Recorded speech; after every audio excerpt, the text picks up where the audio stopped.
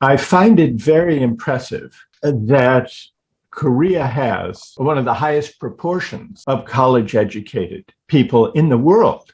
This is admirable and impressive and something to celebrate because higher education is a great gift. It can contribute to a fulfilling life. But we need to remember that the true value of a college education is in making us more reflective human beings, more reflective about our lives. And I worry about the tendency, certainly in my own country, the tendency to view a college education not for its intrinsic human value, but instead as a tool or an instrument for getting ahead in a competitive society. When we turn college education into a tool or an instrument for economic competition only, then this distracts us from the love of learning that should be at the heart of higher education.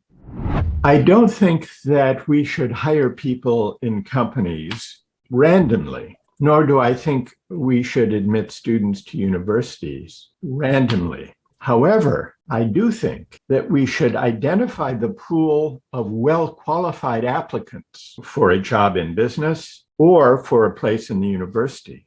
And once we identify the well-qualified applicants, then we should consider the principle of lottery or random selection. But I emphasize in the book that it should be a lottery among those who are well-qualified. Otherwise, those who are admitted won't benefit from the educational opportunities presented by the university. Or in the case of business, those hired won't be well-qualified to perform the job. My point is this: once we have a pool of well-qualified candidates, it can be very difficult to predict with confidence, given the small differences between candidates, who will make the greatest contributions. And I use an analogy from sports. As you may know, I'm a great baseball fan. One of the greatest major league pitchers in my lifetime, the career leader in strikeouts, Nolan Ryan is his name.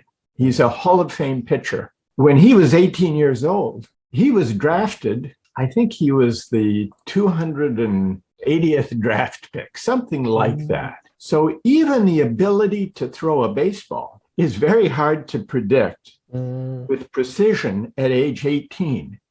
Think how much more difficult it is to predict who will be the most brilliant scholar or contributor or scientist when you're looking at test scores at age 18.